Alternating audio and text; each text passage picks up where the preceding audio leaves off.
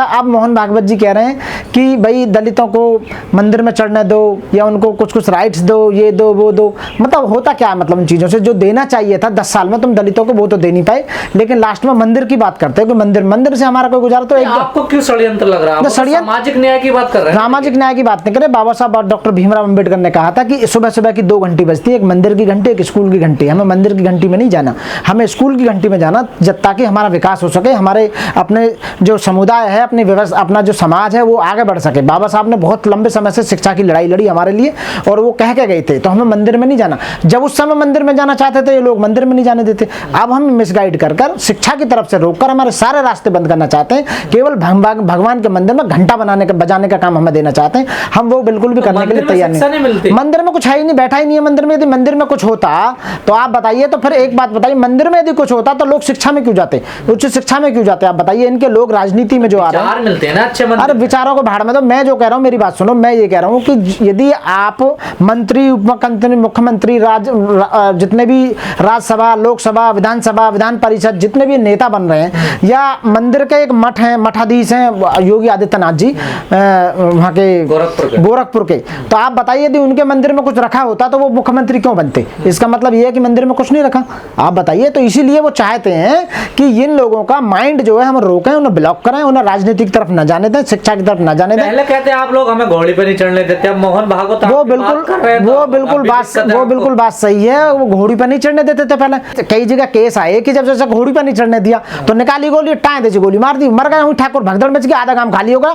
अब जब से घोड़ी पर चढ़ने को मना ही नहीं कर रहा ठाकुर, अब कोई मना नहीं कर रहा। अब तुमने कुछ सुना है राजस्थान में, उत्तर प्रदेश में, बिहार, कहीं कोई सुना हो तुमने क्या घोड़ी से उतर? कुछ नहीं, घोड़ी पर खूब डोल रहे, कोई परेशानी नहीं है, कोई किसी को रोक रहा हो तो बताओ आज तक। फिर उसके बाद सिस्टम ही खत्म कर दी, व्यवस्था ही चेंज होगी। अब घोड़ी पे कोई नहीं रोक रहा, घोड़ी पे चढ़ने से। बात कहाँ, तो समानता की बात कर रहे हैं ना मोहन भागवत। तो समानता तो जब भी आएगी जब गोली मारोगे, जब तक गोली नहीं मारोगे समानता कैसे आएगी भाई? कहा देखिए जाति पंडितों ने बनाई है। हाँ बिल्कुल बनाई है। जाति मुक्त भारत की बात कर रहे हैं। जो मनु था, मनु ने जाति व्यवस्था बनाई, धर्म व्यवस्था बनाई, वर्ण व्यवस्था बनाई, उसी का। अब बताओ, वर्ण व्यवस्था में चार में से 4, फिर पत्ते गोभी का फूल है ना, वो पत्ता गोभी उछलते रहो, बाद में कुछ नहीं मिलेगा। तो हिंदू धर्म जो है पूरा जाति व्यवस्था पर, रेत के बालू के ढेर पर जो खड़ा है वो कुछ नहीं मिलेगा बाद में। जाति में से सब जाति, फिर गोत्र में से वो गोत्र।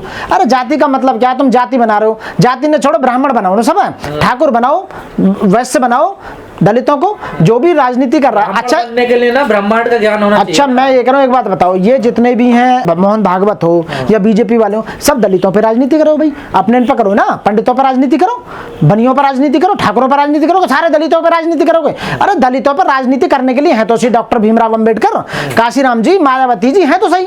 दलितों पर राज करने के तुम्हें ठेक ले रखा है हमारा, हम अपना आप संभाल लेंगे व्यवस्था, टेंशन क्यों ले रहे हो? तुम घोड़ी पर न चढ़ने दे रहे ना, तो घोड़ी पे चढ़ेंगे, कुआं पे चढ़ेंगे, हम अपना आप सिस्टम अपना आप संभाल लेंगे। समझ रही है क्यों नहीं समझ लगी?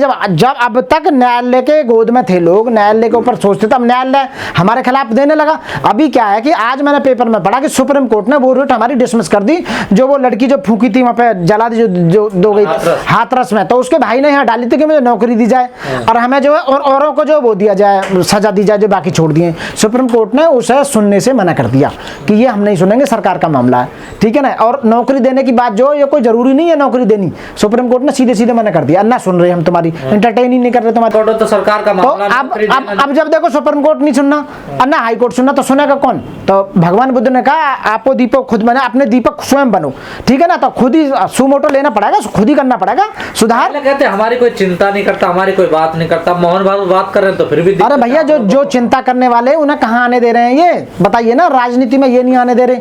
आप बताइए, जज ये नहीं बनने दे रहे। जो इंडियन जुडिशल कमीशन जो बनना चाहिए था, जिसके द्वारा पूरे देश में एडीजे की भर्ती होती, अब सारे हाई कोर्ट एडीजे की भर्ती कर रहे हैं। देखो हम तो इससे जुड़े हुए हैं, वकील हैं, हमने तैयारी करी, बहुत हमारे साथियों ने तैयारी करी, हमने ये देखा कि इतनी बड़ी खामियां हैं कि जो हाई कोर्ट के जस्टिस हैं वो अपने अपने रिश्तेदारों को भर लेते हैं, पॉइंट उनसे नीचे रख देते हैं जानबूझकर।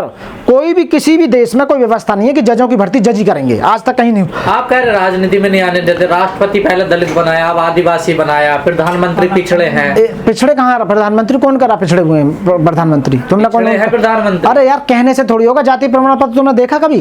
कभी उन्होंने डिस्प्ले मन से बोलते नहीं है? अरे सब बकवास है, कहीं वो पिछड़े नहीं है, आरएसएस की कठपुतली है पूरी तरह से। और देश में जो बर्बादी का जो कगार पे लेके आए प्रधानमंत्री, आप बताइए जो 60 साल में या 70 साल में देश जो डेवलप हुआ था वो इन्होंने 8 साल में पूरी तरह से नस्तेनाबूद कर दिया है। आप देख लीजिए, एक जेपीसी नहीं बना पा रही है, ज्वाइंट पार्लियामेंट कमेटी नहीं बना पा रहे अडानी के ऊपर। सारी बीजेपी और सारे जितने गुर्गे सब उसको बचाने में लगे हुए हैं। यदि बना दी तो इन्हें पता है कि अडानी के लिए जितने घोटाले हमने करे हैं बीजेपी वालों ने, इन्हें पता है कि जैसे ही बना दी तो सारे के सारे जाओगे नीचे, अंदर के अंदर जाओगे। आप लोग आप बताइए सबूत इतने हैं और क्या सबूत दोगे? बताइए ना, देश को पूरी तरह से बर्बाद कर दिया। तुम्हारी आंख नहीं खुली क्या? देखना रहे क्या हाहाकार बीत रही है पूरे देश में? बर्बाद, दुनिया में डंका बज रहा मोदी जी। कहीं ना जीरो है डंका, सब इंडिया में बज रहा। दुनिया का डंका इंडिया में बज रहा, इंडिया का डंका दुनिया में ना बज रहा, समझ रहे हो? विदेशों में ना बज रहा। अर्थव्यवस्था वैसी बन गया, 5वीं अर्थव्यवस्था ना कहीं ना यार। एक आदमी पे 32,000 रुपए आ रहा है वर्ल्ड बैंक का। आप बताइए कहाँ गया पैसा सारा भाई? जब 2014 में 1500-1600 रुपए एक आदमी के हिस्से में आ रहा था, आज 32,000 आ रहा है। सारा पैसा कहाँ गया भाई? लूट के खागा सारे पैसे को। आप बताइए, प्रधानमंत्री जो कोष बनाया था उसका पैसे का आज तक हिसाब नहीं है, कोई ऑडिट नहीं है। बताइए आप बताइए, ऐसे रोड बना रहे हैं, एक बारिश टिक नहीं पा रही। वेंटिलेटर लगाए उन्होंने कोरोना काल में, वेंटिलेटर में तो जब लाखों लोग मर गए बिना ऑक्सीजन के, एक ऑक्सीजन की पूर्ति नहीं दे पाई। आपको अच्छी तरह पता है, जनता को अच्छी तरह पता है, 2024 की प्लानिंग बनाई जा रही है मात्र, और कुछ नहीं है। और सारी प्लानिंग दलितों पे है, क्योंकि दलित और ओबीसी कटने लगा है। दलित तो बीजेपी को वोट देंगे ना, या मोमडनों पे। मोमडन बीजेपी को वोट नहीं देता, एससी वोट नहीं देता, सरदार नहीं देता, सरदारों को पीछे पड़े हुए हैं। अमृतपाल को देख लो कैसे पीछे पड़ रहे हैं। जब हिंदू राष्ट्र की मांग कर रहे थे खुद, जब तो इनके पीछे कोई नहीं पड़ रहा था। उसने खालिस्तान की मांग कर ली तो उसके पीछे पड़ गए सारे के सारे। हाथ नहीं आया वो बताओ, आज तक इन पे इनकी पुलिस नाकाम रही। दूसरी बात, जितने भी मोमडन है मोमडनों को पीछे पड़े हुए हैं, जितने एससीओं को पीछे, एसटीओं की जमीन बेच रहे हैं मंदी कर करके लोगों को। आप जो इन्हें वोट नहीं दे रहे उनके पीछे पड़े हुए हैं ये। और ओबीसी में भी यादव उसने काट लिया, अखिलेश यादव ने। विकास कहाँ हो रहा? विकास तो हो ही ना रहा। विकास तो 8 साल का हो जाना चाहिए था, अब तक कुछ हुआ ही नहीं है। 8-9 साल का सबका विकास। हाँ, तो सबका साथ ही साथ है, विकास तो ना है। और सबका साथ है लूटने में तो कर रहे हैं वो बीजेपी वाले, जो कुछ तुम्हें देख रहे हैं खूब लूट रहे हैं दबा के। कोई भी अच्छा एक बात बताओ, देश की 90% आय के साधन इन्हीं के हाथ में क्यों भाई? आप बताइए, देश के 90% आय के साधन इन्हीं के हाथ में क्यों? मेहनत करते हैं ना। बताइए आप ये, यदि और देश में जितने भी हाई कोर्ट हैं और सुप्रीम कोर्ट में, उसमें जस्टिस ओबीसी के और एससी के क्यों नहीं है भाई? जवाब दो। योग्यता नहीं है ना आपका। यूजीसी ग्रांट कमीशन में आप चले जाओ, उसमें जितने भी प्रोफेसर बनाए जा रहे हैं एक तरफा। मैंने आज पढ़ा है, आता नहीं है, कहाँ नहीं जाता। मैंने आज पढ़ा है कि 6,000 पद एससी और ओबीसी के यूपी में जर्नल वालों को बांट दिए।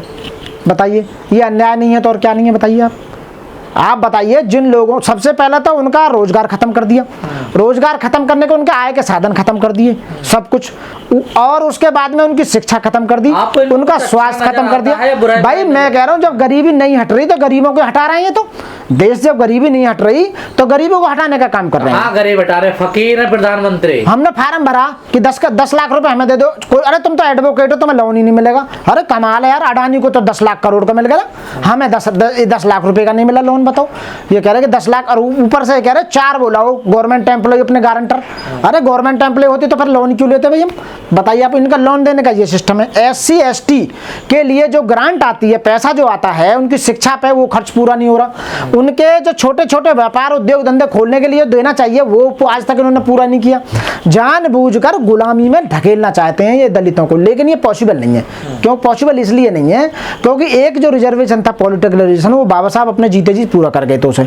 दूसरी बात, आज करोड़ों लोग आज संपन्न हो चुके हैं जो अपने बच्चों को पढ़ा रहे हैं। कई लाख लोग विदेश में पढ़ के आ गए और पढ़ रहे हैं। यानी कि बाबा साहब ने कितने बाबा साहब पैदा किए। तो 2024 को ध्यान में रखते हुए जो प्लानिंग बनाई जा रही है जीतने की, तो मोहन भागवत जी का मतलब क्या है कि मोहन भागवत जी ये चाहते हैं कि जो समाज में जो काम है वो आरएसएस कर रही है, तो लोगों को मिसगाइड करने का जो काम कर रही है वो आरएसएस का मुख्य काम है। तो उसी के जो प्रमुख हैं वो ये चाहते हैं कि लोगों को मैं बहकाऊं, उन्हें अपने झांसे में लूं, जैसे पिछली बार ले लिया था, लेकिन इस बार नहीं हो सकता।